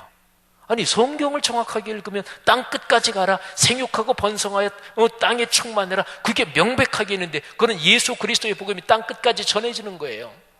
근데 하나님의 어떤 가정을 왜 축복해 주시겠어요? 하나님의 사람을 창조하시고 온 세계를 창조한 하나님의 근원적인 이 계획에 여기에 승부를 걸고 간절히 기도하고, 비록 내가 선교사로 가진 않고 내 신앙이 충만하진 않아도 그래도 적어도 기도할 때마다 주여 복음이 전파되게 하옵소서, 이렇게 기도해야 그 가정에 복을 주시지. 성도 여러분, 그런 복을 받으시기를 주님의 이름으로 축원합니다. 참으로 한국 교회는 미신적인 기복신앙에서 벗어나야 돼요. 한국 교회 지금까지 이렇게 커지고 성도들 숫자 많아졌는데 왜 이렇게 사회적으로 미약하고 여러 가지 비난을 많이 받아요? 여러분, 나 혼자 잘 먹고 잘 살고 내 아들 잘 되고 그거는 어느 종교에나 다 있어요. 미신에도 다 있고 산신령 섬기는 사람도 다 있고 기독교의 복음이 겨우 그 정도예요. 사랑하신 여러분, 바벨탑을 쌓는 사람들은 흩어지지 않기를 원했어요. 그러나 그들은 하나님이 갈갈이 찢겨져 가지고 온 세계로 흩어졌어요. 그러나 예수 믿는 사람들이 땅끝까지 복음을 전하는 이 생각을 가지면 이거는 찢기고 갈려서 흩어지는 게 아니라 하나님의 소명을 받아서 가는 거예요.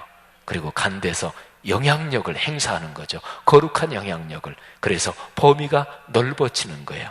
사랑하신 여러분, 여러분의 가정, 가문이 오늘날은 글로벌라이제이션이 돼가지고 이게 세계화된 시대잖아요. 여러분의 가정, 가문, 후손 대대로 한국뿐만이 아니라 외국에까지, 또 자손들이 가지는 직종, 직업에서 세계적인 선한 영향력을 끼칠 수 있기를 주님의 이름으로 축복합니다. 기도하겠습니다. 이 시간에 들은 말씀 붙잡고 우리 한 2번 기도하겠습니다. 제가 먼저 한번 기도 제목 드리고 또 한 번 드리죠. 우선 첫 번째는 들은 말씀 붙잡고 기도하십시다. 갈리고 찢긴 인류요, 그냥 소수의 집단이 또는 어떤 특정한 집단이 우리 세지자, 우리 똘똘 뭉치자, 결국에는 갈리고 찢기고 맙니다. 그는 하나님께서 그냥 두지 않으셔요. 여러분, 인류 역사에 아주 힘이 강했던 집단을 생각해 보세요. 그런 집단이 뭐냐면 그냥 한마디로 얘기하면 돼요. 독재자들. 그죠? 근데 성경 말씀 말고 그냥 일반적인 얘기 가운데 이런 얘기 다 들어보셨잖아요. 절대 권력은 절대 부패한다. 반드시 부패한다. 그러니까 인류 역사의 경험인 거예요. 성경 말씀 안 빌려도. 사랑하신 여러분, 뭔가 다 통하잖아요. 그죠? 그러니까 오늘 이 말씀대로 오 주여, 땅끝까지 주의 복음을 전하게 하옵소서. 그리고 창세기 12장 3절, 나 때문에 세계 모든 사람이 복을 얻으리라, 이것이 내 가정 후손에게 적용되게 하옵소서. 자, 이 말씀 붙들고 한 2분 정도 먼저 통성으로 기도합니다. 하나님 아버지, 은혜를 진심으로 감사합니다. 오늘 들은 말씀 가슴에 끌어안고 기도합니다. 아버지, 성경에서 말씀하신 그대로 주님께서 주시는 복을 받아들이게 하옵소서. 아버지, 간절히 기도합니다. 오늘 이 저녁 말씀을 들은 사랑하는 성도들, 아들, 딸 축복하시고 손녀, 손자 축복하시고 가문 대대로 축복하셔서 우리 귀한 성도들의 가정 후손들이 오늘날 세계화된 시대에 그가 살아가는 직종, 직업에서 세계적인 영향력을 가지게 하시되 예수 그리스도의 복음을 땅끝까지 전하며 하늘아버지 뜻을 전하는데 삶의 목표가 있게 도우시기를 간절히 원합니다. 하나님 아버지, 축복하여 주옵소서. 성령으로 붙잡아 주옵소서. 오 주여, 성령으로 축복하시기를 간절히 원합니다. 감사합니다. 우리의 기도를 받아 주옵소서. 할렐루야. 한 번 더 기도하겠습니다. 우리 교회 말씀 삼운동 온세계 선교를 위해서 기도하겠습니다. 성경을 꼼꼼하게 그리고 차근차근 보지 않으면 기독교도 미신적으로 빠집니다. 역사를 보면 다 그래요. 그래서 성경을 꼼꼼하게 봐야 돼요. 이번에 꿈새 하프타임에 우리가 창세기 1장부터 22장까지 성경에서 흘러가는 내용을 그냥 하나하나 짚어가면서 지금 보고 있는 중이잖아요. 그러니까 아주 명백하잖아요. 여러분, 우리 교회 말씀 삼운동, 말씀을 제대로 봐야, 그래야 온 세계 선교를 하는 거예요. 말씀을 제대로 보는 사람이 아유 선교 그거 뭐 하러 해? 그 사람 말씀 제대로 안 본 거예요. 뭐 마태복음 아까 말씀드린 그 구절 비롯해서 뭐 어디를 봐도, 그러니까 성경은 그저 폼이고 나 그냥 예수 믿고 복 받는다. 그건 불교 믿고 복 받는 거나 남녀 호랭개교 믿고 복 받는 거나 어떤 종교를 믿고 복 받는 거나 그건 다 그냥 인간의 그냥 이기적인 종교심, 다 그거는 똑같아요. 기독교 신앙은 그게 아닙니다. 천지를 창조하신 창조주 하나님의 뜻에 순종하고 창조주 하나님이 사람이라는 존재를 만들 때 애초에 만드신 그 사람 하나님의 형상답게 그렇게 사는 거예요. 그거를 가장 극명하게 드러내 주신 분이 바로 예수 그리스도예요. 이 시간에 말씀 삼운동 온 세계 선교를 위해서 기도하시고요. 그리고 또 하나는 이 땅에 있는 모든 교회들 그리스도인들이 진심으로 성경적인 신앙, 그래서 복음도 땅끝까지 전하고 세상에 굶어 죽는 사람들이 수도 없이 많고 이 세상에는 비참하게 사는 사람들이 수도 없이 많고 그래서 그들에게 복음도 주고 그리고 먹을 것도 주고 우리 교회에서 우리 전 세계에 있는 어려운 어린아이들 한 달에 10,000원, 20,000원, 30,000원 해서 우리 소울 프로젝트로 그 돕고 있잖아요. 거기 참여하고 계신 분들 참 잘하시는 것입니다. 사랑하신 여러분, 그 아이들을 위해서 지금 기억하면서 기도하세요. 주님, 그래서 성경적인 축복 넉넉하게 누리게 하옵소서. 다시 한번 또 한 2분 정도 통성으로 기도하겠습니다. 하나님 아버지 은혜를 진심으로 감사합니다. 아버지 하나님, 말씀 삼운동 온 세계 선교 축복하옵소서. 하나님 아버지, 성경 말씀을 참 잘 들여다보고 또 거기에서 깨달은 대로 우리의 삶을 이렇게 결단해 인생길 걸어가도록 축복하시기를 간절히 원합니다. 아버지 하나님, 하나님께서 말씀 삼운동 온 세계 선교를 축복하시고 하나님의 거룩한 말씀대로 삶의 길을 걷도록 주께서 이끌어 주시기를 간절히 원합니다. 오 주여, 복을 주옵소서. 하나님 아버지, 우리 교회가 세상 땅끝까지 복음도 전하게 하시고 그리고 먹을 것도 나누어 주도록 하나님이 우리 교회를 그렇게 사용하시기를 원합니다. 우리 교회 성도님들은 모두가 그런 국제적인 영향력이 있는 가정, 가문 그리고 자녀 후손에게 주님께서 축복하시기를 간절히 바라옵고 원합니다. 감사합니다. 축복합니다. 할렐루야. 하나님께서 사람을 태초에 창조하실 때 그때 사람에게 주신 그 복, 오 주여, 온전히 누리며 살게 하옵소서. 하나님, 그래서 66권 진리의 성경 말씀을 자세히 보고 말씀을 묵상하고 그래서 말씀에서 얘기한 가장 근원적인 명령, 땅끝까지 생육하고 번성하여 충만하라, 하늘아버지의 뜻을 전하라, 예수 그리스도의 십자가의 복음 안에 나타난 하늘아버지 창조주의 뜻을 전하는 이 소명 넉넉하게 감당케 하옵소서. 우리의 모든 성도들은 한 가정도 빠지지 말고 아들, 딸, 손녀, 손자, 가문 대대로 세계화된 이 지구 행성에서, 오늘날의 세계에서 어떤 직종, 어떤 직장이 있든지 간에 국제적인 영향력 점점 커지게 하옵소서. 또 경제적으로나 또는 그 전문 직종에서나 무슨 일을 하든지 거기에서 큰 복을 누리게 하옵소서. 하나님 아버지, 우리 교회 51년을 걸어온 역사 진심으로 감사합니다. 이 말씀 성전 건축하게 하심을 진심으로 감사합니다. 하나님, 또 우리가 전 교인이 뜻을 모아 그렇게 계획한 것처럼 2019년까지는 은행 부채를 전부 다 갚고 그리고 그때부터 또 더 본격적으로 주의 복음을 땅끝까지 증거하게 하옵소서. 또 모든 계획이 순조롭게 한 걸음 한 걸음 진행되게 하심을 감사합니다. 하나님께서 장로님들 축복하시며 권사님들, 안수집사님들, 집사님들, 또 모든 남녀 전도회를 비롯한 각 기관에서 섬기는 귀한 남녀 종들을 축복하셔서 우리 교회가 걸어갈 방향에 대해서 성경적인 방향으로 명백한 헌신과 그리고 시야를 놓치지 말고 섬기며 걸어갈 수 있도록 도와주옵소서. 감사합니다. 하나님 아버지, 꿈새 남은 3일 새벽을 축복하시고 그리고 돌아오는 주일까지 이어질 4번의 남은 메시지도 주님께서 축복해 주옵소서. 돌아가는 걸음 함께 하옵소서. 예수님의 은혜와 하늘아버지의 사랑하심과 늘 함께 하시는 성령의 손 붙잡고 동행하시는 그 귀한 역사가 여기 있는 하늘 백성들 머리 위에 또 우리의 공동체 전체 오늘의 세계 위에 지금부터 영원까지 같이 계시기를 축원하옵나이다. 아멘.